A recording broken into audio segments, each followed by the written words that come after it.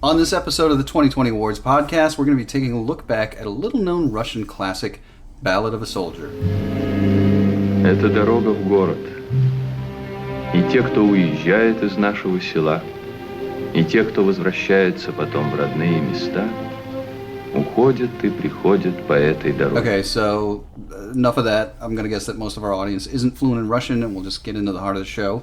We're not going to spend the entire show today in the frozen outskirts of Siberia, so let's meet today's guest. He is Sean Mullin. Sean is here at the Seattle International Film Festival for the premiere of his feature-length directorial debut, Sam and AMIRA. Sam and AMIRA screens Friday, May 30th at 9 p.m. and again on Saturday, May 31st at 11:30 a.m. here at the Uptown Cinema. Sean attended the United States Military Academy at West Point and holds an MFA in film directing from Columbia University. And his thesis film at Columbia Sadiq, am I saying that right? You sure are. Far out. I didn't know it was foreign. Was nominated for an MTV Movie Award for Best Student Film in 2006. Sean, welcome to the show. Hey, thanks for having me in my room here. It's a lovely room. So why don't you tell us about Sam and AMIRA. What's it about?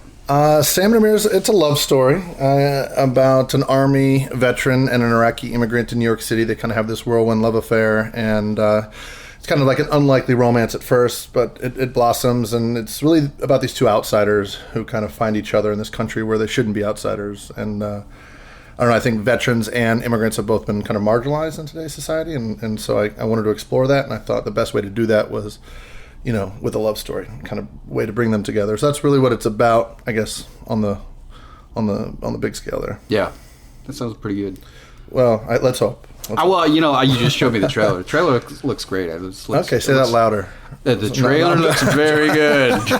No, you know, it looks like it's got a lot of heart, and you got Martin Starr as your star, as Sam, yeah. Which I have to say, watching him in anything other than playing a weird nerd. Yeah, is very strange. Yeah, he seems great in it. No, he's amazing. I mean, Martin he's fantastic, and I mean, I think the film is about challenging stereotypes, and so when I was casting, and I was looking for somebody who I thought could help with that, and he definitely challenges the stereotype. I was in the military for a while and met a lot of people, and you know, not everybody in the Army is Channing Tatum or whatever, you know, or whoever those guys. What is that? Is that his name? I don't know, but like, you know, a lot of them are, you know, just regular guys, and you know, they're all different shapes and sizes and looks. And Martin just really, to me, what drew me to him. I mean, I've loved him and everything he's ever done, but he's never really hit a false note in anything I've seen him in, which is really fantastic. So I knew he was going to be able to give a great performance. And you know, on top of that, I just felt like the way he carried himself and just his sense of humor. There's a lot of comedy in the film. He does stand-up comedy, and you know, that was really important to me, that he comes off as genuinely funny. Yeah. And Martin is just hilarious. Yeah. He's pretty damn funny. Mm-hmm. So you were in the Army. This is a movie about a guy in the Army. Right. Is this a autobiography? No, not an autobiography, but definitely you write what you know. You know, so having been in the military, and I got out. I kind of had a strange military service where I graduated from West Point. I was in Europe for a few years, but it was kind of peacetime in the late 90s. And so I transferred to the New York National Guard, and I was the plans officer for Manhattan. And so it was a pretty chill job. There wasn't... What does that mean? Thank you. So exactly. So I was just, you know, in charge of, you know, plans. You know, what do we need? Plans? There was a big armory on 67th and Park Avenue. There was a big armory. So I was there 1 week in a month, no big deal. And then September 11th happened, and we needed a lot of plans after that. And so I ended up spending a year down at Ground Zero as like the captain in charge of the soldiers of Ground Zero. But wow. The crazy thing was the UCB Theater, Upright Citizens Brigade Theater, had just started, and I'd been studying there and doing improv theater, and I'd done stand-up comedy as well. And so I would spend 12 hours a day at Ground Zero, and then I'd do stand-up comedy at night. And so it was like these two warring kind of worlds that I was bouncing between. And then I spent a lot of time with a lot of the Wall Street guys down there, and just kind of getting that flavor. That's kind of the third kind of, I don't know, world that is collided here with the veterans and immigrants, and then the Wall Street world, where Paul Wesley is the actor who plays Sam's cousin, and I think he does just a fantastic job of bringing this character to life. Who's he's in a tough spot. He's in a really tough spot, and he needs his cousin, and So I don't know. I got a lot of different personalities, a lot of different tastes of different personalities when I was down there, and so it all kind of fed into this. But definitely not autobiographical. Yeah. So you were hanging out at Ground Zero, and then just hanging out. Yeah. I mean, was the chilling? Was the was the comedy? I mean, was that? Were you able to I mean, I can't imagine what that would be like hanging out down there. Was it the comedy a way of kind of relieving some of that stress for you? Absolutely. Yeah. I mean, I wasn't doing bits about about whatever, right. But definitely too soon. Yeah. But it was absolutely, it was a way, it was an escape, and it's a way, and I just felt, and still to this day, even I don't do stand up. I haven't done it really for a while. But anytime I do get back up on stage now, it's just it's a great way, to kind of come alive, and it was definitely a great escape. Wow, that's pretty hairy, man. So what are you hoping the audiences take away from Sam and Amira? I hope that they are. It's a good question. I probably should have anticipated you asking me that. Not everybody comes up with these digging questions like I do. So, man, no, I hope they take away the idea that not all veterans and immigrants are the same. Everybody's different. Everybody's got these kind of unique backgrounds, these unique stories. Hopefully, it challenges some perceptions. I think I've just figured this out recently, but everything I've ever written, I've been working as a screenwriter for a while in Los Angeles, and even with my thesis film from grad school, Sadiq, everything I've really written that has actually either come to fruition or has actually had any kind of real sense of meaning, it has dealt with this conflict between perception and reality. I feel like I've just realized that with every character I've written, every protagonist at least has been grappling with that tension that exists between perception and reality, and absolutely in both of these characters, Sam and Amira, they're dealing with that in this film. So I don't know. I want to challenge people's perceptions a little bit, I think, and just make them think. The next time they see, a veteran or an immigrant here, and really just think about what it means for to be in this country, to either come here fresh, new, looking to start over, or to actually protect it. So you got a pretty good cast. So tell me how about the whole casting process. Oh, it was amazing. I mean, I had a great casting director, Billy Hopkins. He's this big New York City kind of Wait a minute, that's like a big name, right? Yeah, he's a big time casting director in New York. So he was wonderful, absolutely fantastic, and got the script to the people I needed to get it to. And the first person I cast actually was Laith Nackley, who plays Bassam, who is Amira's uncle, and he's just a superb, New York City actor he was Sadiq in my thesis film. Oh, actually. okay. And so he was the first person I cast. He was kind of my rock that I built around. And then, Martin was a guy. I mean, I kind of joke. I mean, maybe this is a little cheesy, but I say it's like the, it's the airport model of casting. I was looking for an arrival and a departure, So, for Martin, it's a departure for him, this role. Yeah. And so, something different and something I think he could sink his teeth into, and so that was really exciting. And then for the arrival, it's Dina Shahabi, who is I really can't say enough amazing things about her, as far not just as an actress, but also just as a person. But she's so phenomenal in this film that I just was beside myself. And her very first take, I remember she came in, she hit her mark, she gave the line, she left the frame. I was like, moving on. Like, I didn't know what to do. I didn't know, like, how am I going to direct this girl? She's amazing. So she really hit it, and she was just, just an absolute pleasure to work with. And hopefully, again, she's an arrival. She's just graduating from NYU's grad acting program, so she's on to bigger and better things. And then Paul Wesley came along as well. He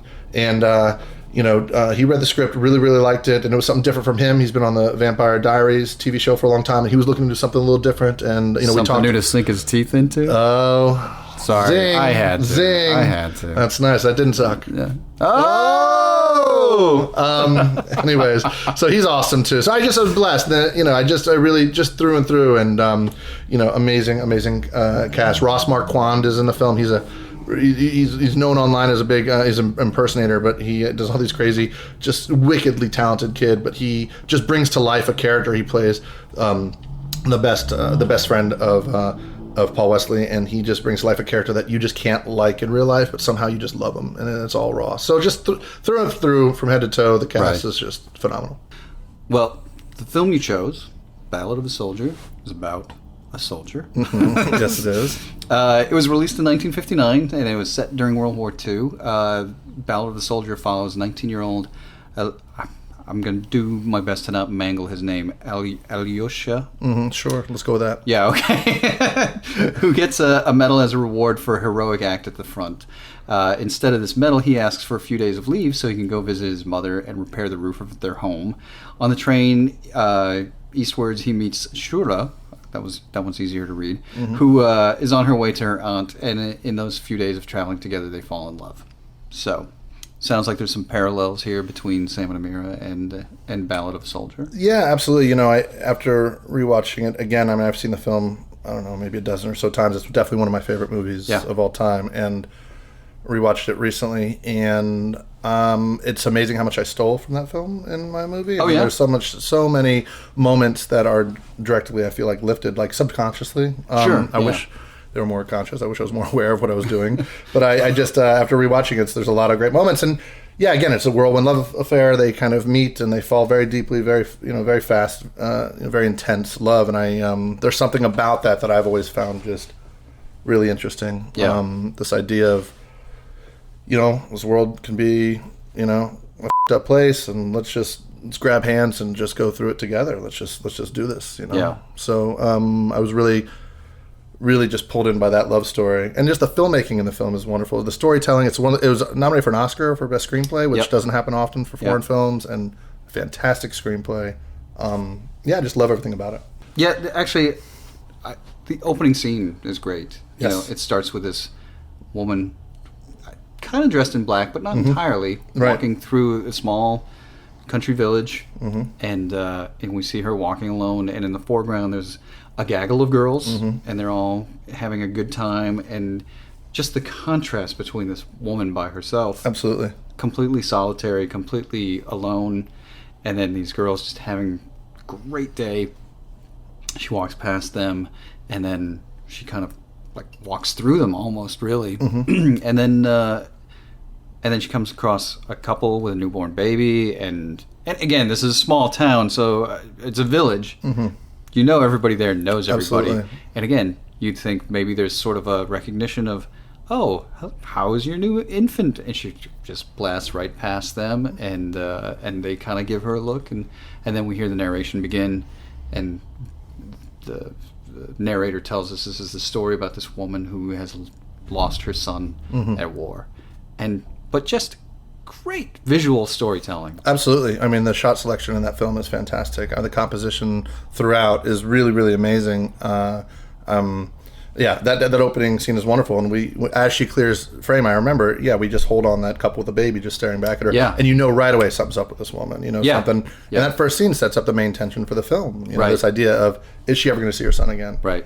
It's really wonderfully done. I mean, it's masterful. And I love the scene, it's early on, obviously, where it's challenging perceptions, right? It's the idea he's a war hero, but he's not really a war hero. He was just fleeing. He was just trying to get out of there. Yeah. And then he kind of accidentally becomes this war hero. Yeah, so let's talk about that.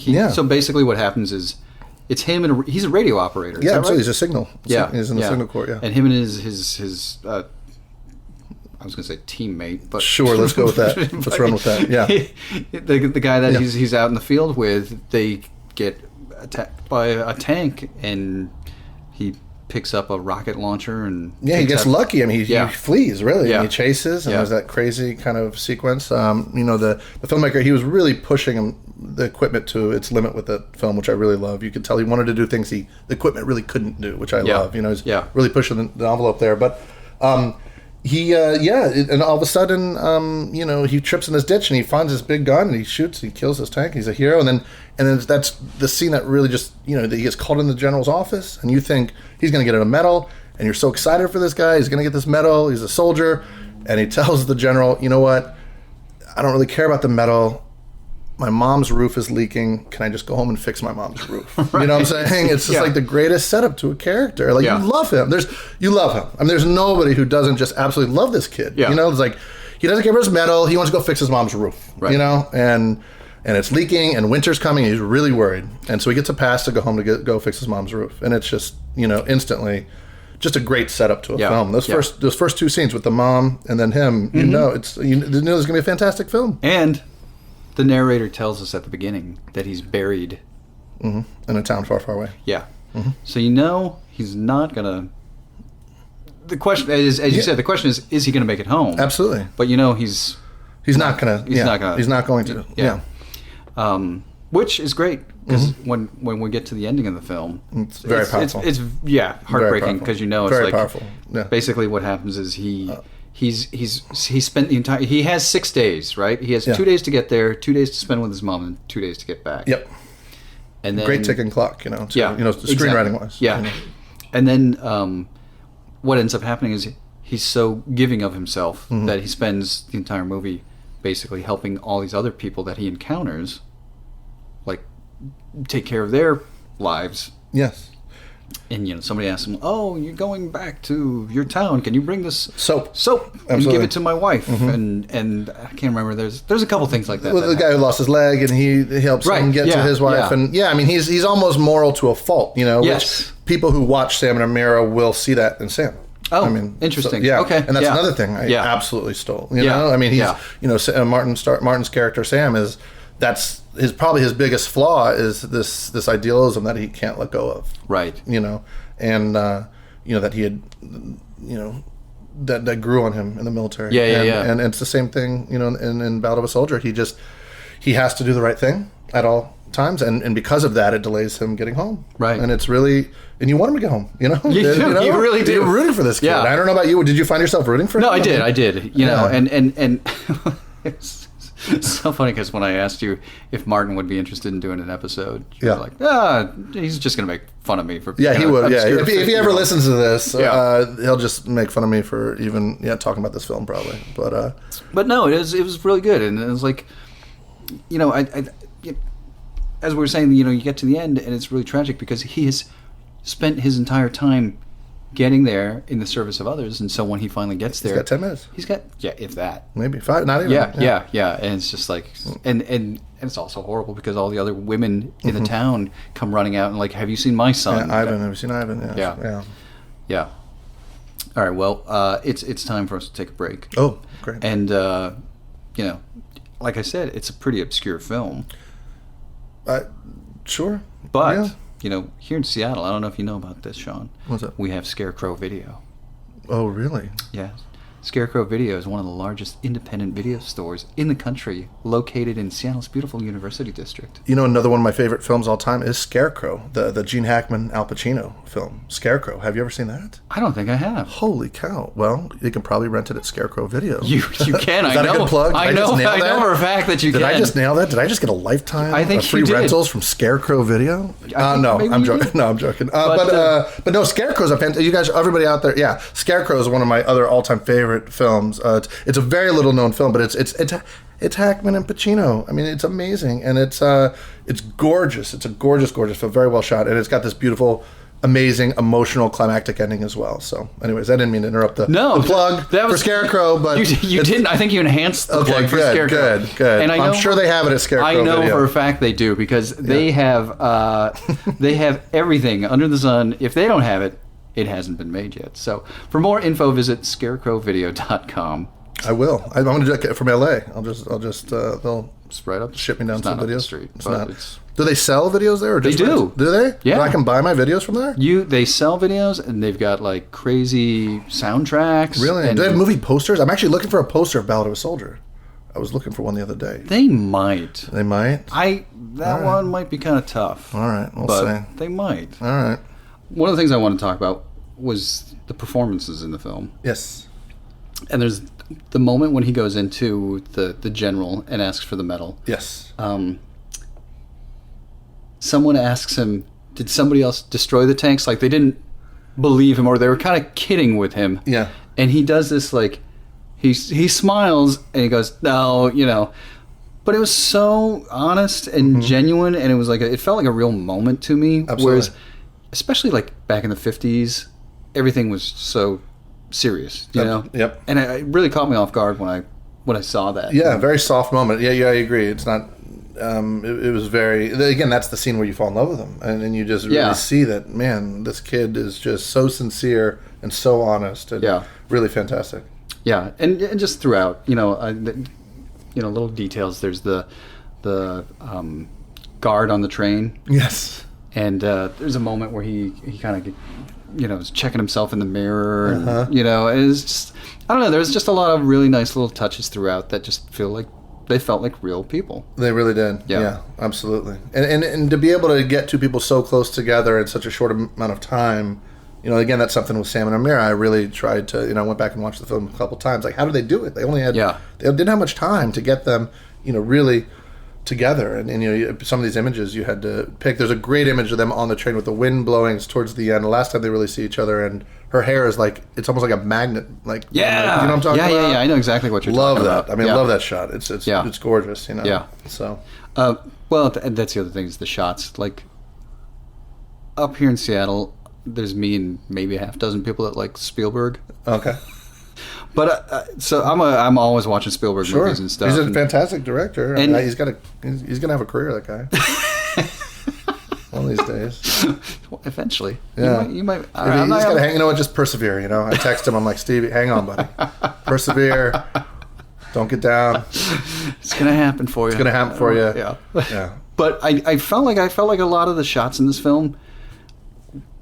Like, I felt like they had an influence on his work, like especially the stuff in the train car.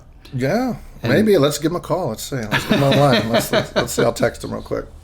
No, but you know what I mean. There's like a lot of depth to the shots, Absolutely. And there's always something happening in the background.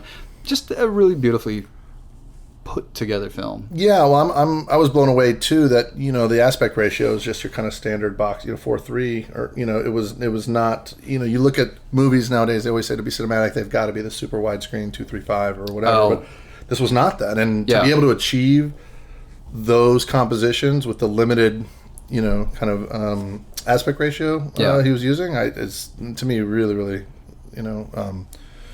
astonishing. I did wonder who the narrator was though.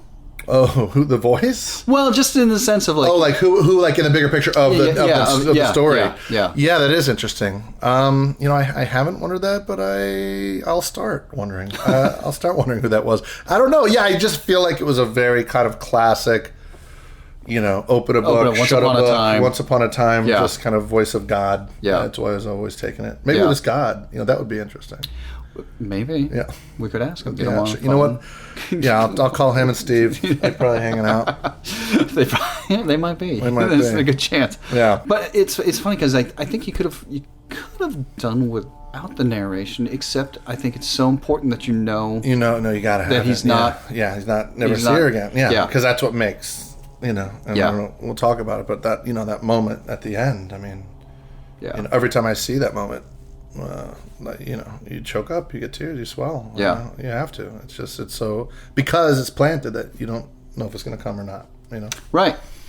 And it's interesting. I had a conversation with somebody once. They were talking about how much they love Best Years of Our Lives, set in World War II. Of course. I mean, that was another one I thought about. Talking about. I know the film very well. But it's interesting because that movie starts with a homecoming, and my friend was saying it's like how choked up he gets at the homecoming, right? But it's like, I don't know any of these people at this point, and so to me, the homecoming always felt like, all right, well, it's information. He's coming home from the war. Yeah, I get that, but I never had an emotional reaction to it. But definitely, like this is like you see somebody go through all this stuff, and this is going to be the last time that they see each other. Yeah, and it makes a big difference, I think. Yeah, absolutely. It's a huge impact. I mean, what he goes through in these 6 days is so huge. It's just a wonderful, and again, from a storytelling standpoint, screenwriting standpoint, just to be able to build all that up and to really set it up and then pay it off the way that he did was just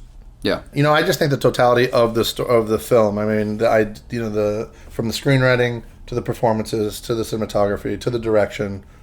Just to everything. I really look at it as a great example of film as, a combined, this art form where you really need every cylinder kind of pumping and working towards a common goal. That's the one thing that I'm really blown away by. But there's just wonderful stuff throughout, and I just, you see there's a loss of it. There's that scene with the bubbles in the.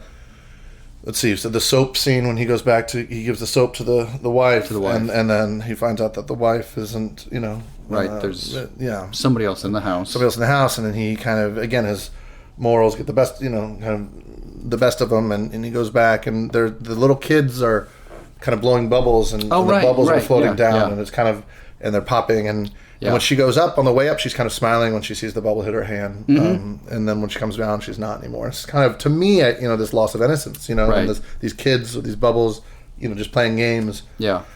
And in a way, he grew up in that too, because he was shown, like, listen, life is complicated, relationships are complicated, and it was really great. I love that scene too. I just honestly, every, from a screenwriting standpoint, every scene in that film really, there's a great reversal in there. So you'll start feeling one way, and then there's a twist. You're like, oh, and then another great moment too is, so he's the whole movie. He's the honest guy. He's Honest Abe, right? He's the do-gooder, and he's always going to do the right thing. Mm-hmm.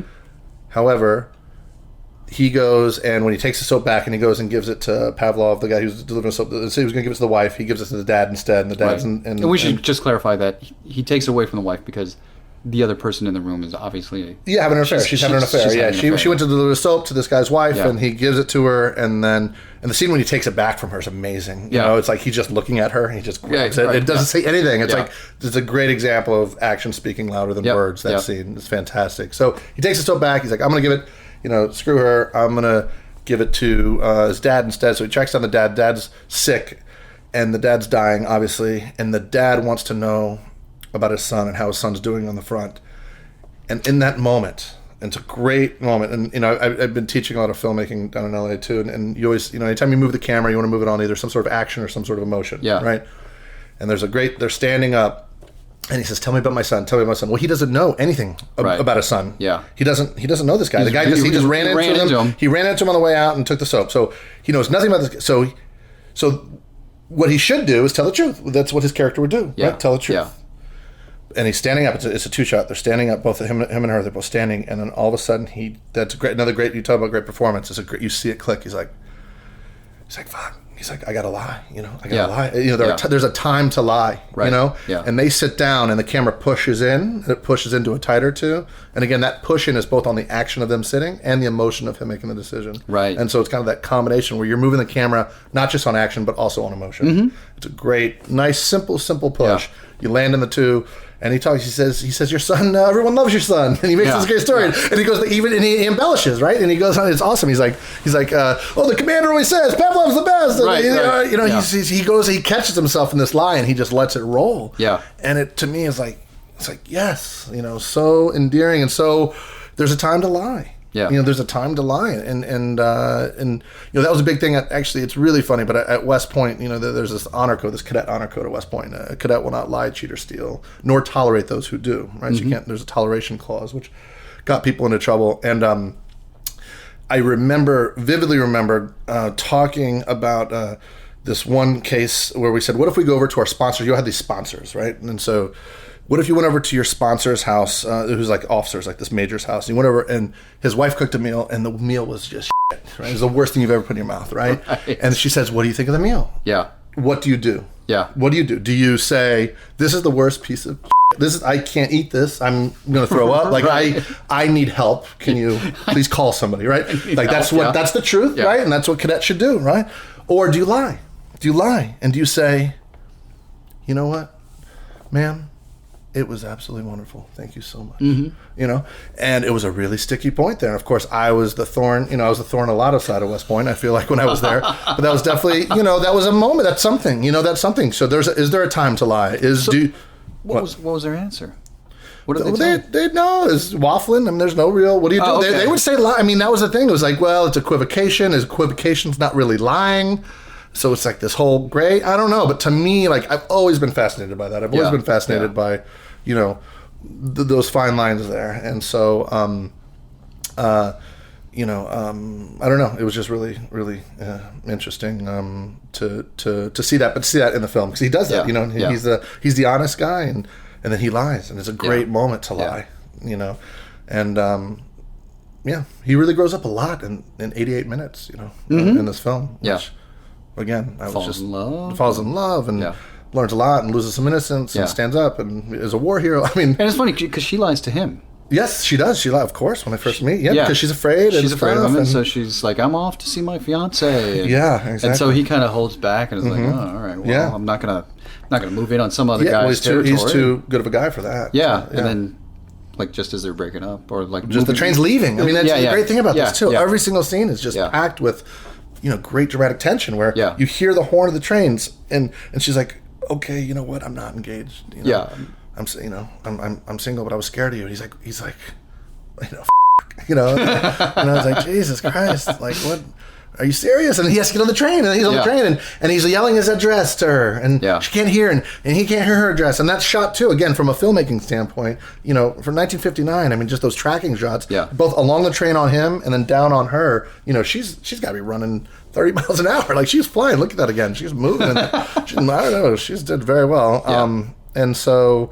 Just a really another powerful moment there, and she lied as well. So there's I find that interesting, that kind of complex moral middle ground. Yeah. Well, we're about out of time. Is there anything else? We got it covered. I think I don't know. I think we did an all right job talking about it. I don't know. Did we? Oh, was this?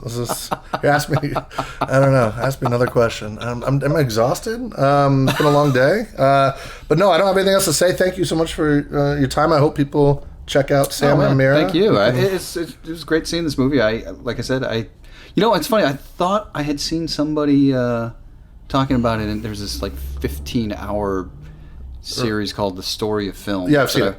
Yeah, I watched it. With a crazy, it's a crazy Scottish narrator. narrator. Yeah, you can barely. Yeah, I don't think they mentioned. They probably mentioned the cranes are flying. There's another Russian film. It's called The Cranes Are Flying. Where they're in the river and and I stole a shot from that film as well. You steal from all the Russians. That's the goal. Yeah, that's the goal. Yeah, steal from everybody. Yeah, but I thought that was the film. You thought I was talking about? Okay. Yeah. No, this is a different one. Not a lot of people know about it. I don't know, but it's. I mean, please. I'm looking at the microphone like there are people. Please watch this movie. Go to Scarecrow Video and rent it, or buy it from Scarecrow Video, right? And they'll ship it to you. Yeah. And maybe they'll give you a discount on the shipping. No, they won't. Maybe they will. Mention Sean Mullin. There we go. Yeah, you get the Sean Mullin discount. Yeah. Anyway, Sean, it was great talking with you. Where can people follow you? Oh, geez. They can follow me. That sounds creepy. They can follow me wherever they can catch me. Where can they follow me? SamandAmira.com, I think, is our website. I don't think people use websites anymore. Those are old, right? I'm an old man. That's old. So now it's like, it's Facebook is, I think it's / Facebook.com/SamandAmira. That should be easier. If you just Google Sam and AMIRA, there should be info out there. Okay. After the premiere this weekend, hopefully there's reviews. Hopefully those reviews are decent. Or better than decent. Yeah. And they can find the film. We'll be hopefully getting a distributor, this summer, definitely, hopefully by the fall, and then it'll be out, broader later this year. Cool. Well, not so broad. This week, Sam and AMIRA screens at the Seattle International Film Festival, Friday, May 30th at 9 p.m. and again on Saturday, May 31st at 11:30 a.m., playing at the Uptown Cinema. You can buy tickets at the box office, but we suggest you get yourself a ticket at sif.net. There's a website. Somebody must still be using a website, right? There you go. So, want to thank our sponsor once again, Scarecrow Video. Sean, anything else to say about Scarecrow? Just that it's my favorite place in Seattle. That's right. There you go. That didn't sound sincere. There's not a time to lie. Well, you can certainly find Ballad of a Soldier there. I'll check it out. Yeah, and maybe they'll have a poster for you. That'd be great. I'll give them. If they want, I'll give them a poster. If Scarecrow wants a poster of Sam and AMIRA, we'll do a swap. There you go. Wow, they are really losing out on this whole deal. They are no longer your sponsors.